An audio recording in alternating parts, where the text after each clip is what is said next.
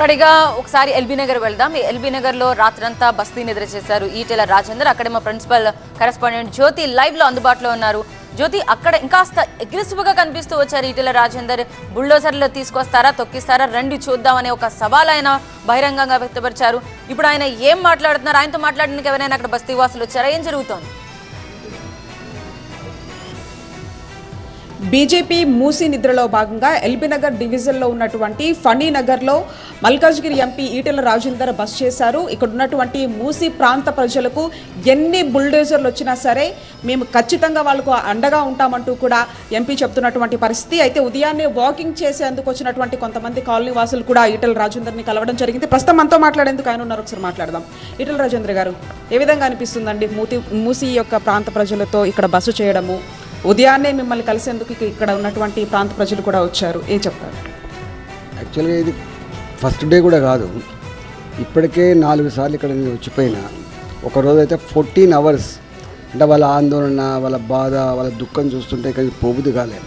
చివరికి రాత్రి 11 గంటలకు పోతూ ఉంటే, బిడ్డ నువ్వు ఈ రోజుకి ఇక్కడనే పడుకో, ఈ మళ్ళీ రాత్రి పూట ఎవరు పోలీసు వాళ్ళని వెంట పెట్టుకొని ఈ దుర్మార్గులు వస్తారని చెప్పే మాటలు మాట్లాడింటే, ఇప్పటికే ఇక్కడి ప్రజానీకంలో ముఖ్యమంత్రి గారి అప్పుడప్పుడు పెట్టే మాటలు ఏవైతున్నాయో ఆందోళన కలిగిస్తూ ఉన్నాయి. మీరు ఇప్పుడు చూస్తున్న ఇవన్నీ కూడా ఈ పదిగిరి కాలనీ 40 ఏళ్ల క్రితం బాజప్తా పట్టా భూములలో జాగలు కొనుక్కొని ఇళ్ళు కట్టుకున్నారు. మీరు ఇవన్నీ చూస్తున్నారు. మూసి అంటే చాలామంది చాదరగట్టు పక్క ఉంటున్నటువంటి డాంబర్ షీట్ల కింద ఉన్న ఇల్లు మాత్రమే అనుకుంటారు. కానీ ఇక్కడ ఒక్కొక్క గజం విలువ 70 నుంచి ₹1,00,000 విలువ ఉంది. 2 కోట్ల నుంచి 3 కోట్ల విలువైనటువంటి బిల్డింగ్లు కట్టుకున్నారు. వీటిని ఖాళీ చేయించి మేము వనస్థలిపురంలో ఉండేటువంటి డబుల్ బెడ్రూమ్ ఇస్తామని చెప్పే మాట, మీరు వెళ్ళిపోకపోతే, మీరు ఖాళీ చేయకపోతే మీకు ఇంత డబుల్ బెడ్రూమ్ కూడా రాదు, మిమ్మల్ని ఇళ్ళనే వేసి బుల్లో చేస్తామనేటువంటి మాట ఎంత దుర్మార్గంగా ఉంటుందో చూస్తూ ఉంటారు. వాస్తవంగా ప్రభుత్వాన్ని, ముఖ్యమంత్రిని ప్రజలు ఏం కోరుతారంటే, ఎప్పుడైనా ఆపదత్తే, కష్టమైతే ఆదుకుంటారనే భావన ఉంటుంది. గూడు లేకపోతే ఇంత గూడు నిర్మిస్తారనే భావన ఉంటుంది. కానీ ఈ ముఖ్యమంత్రి వచ్చిన తర్వాత, రేవంత్ రెడ్డి గారు వచ్చిన తర్వాత, ఈ ముఖ్యమంత్రికి వచ్చిన పేరేంటంటే హైడ్రా పేరిట చేసిన డ్రామాలో కూల్చివేయబడ్డ ఇండ్లు కావచ్చు. ఇవాళ మూసి ప్రక్షాళనపేట అనేక పేదల ఇండ్లు కూల్చివేసిన సంఘటన కావచ్చు. అంటే ఇండ్లు కూల్చివేసే ముఖ్యమంత్రిగా ముద్రపడ్డాయి. అకారణంగా పోలీసులను పెట్టుకొని ఇవాళ బుల్డోజర్లు తెచ్చి భయపడి చేయటువంటి ముఖ్యమంత్రిగా పేరు పడ్డది. కాబట్టి అంతేకాకుండా ఈ ముఖ్యమంత్రి గారు సమస్యలు పరిష్కరించే ముఖ్యమంత్రి కాదు. ఈ ముఖ్యమంత్రి గారు ప్రజలను వేధించే, ప్రజలను హింసించే ముఖ్యమంత్రిగా మాత్రం పేరు పడ్డది. ఇలా నేను రాత్రి ఇక్కడ పడుకున్నాం.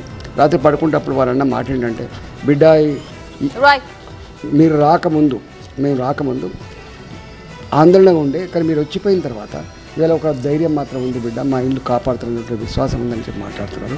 ఇప్పుడే ఇవాళ జ్యోతి పేపర్ చూసినాను, కేంద్ర ప్రభుత్వానికి లేఖ రాసినట్టుగా ఏమని, నాకు మూసి ప్రక్షాళన కోసం ప్రపంచ బ్యాంకు రుణం ఇచ్చడానికి అని చెప్పి ఒక ఉత్తరం రాసినట్టు చూస్తూ ఉన్నాను.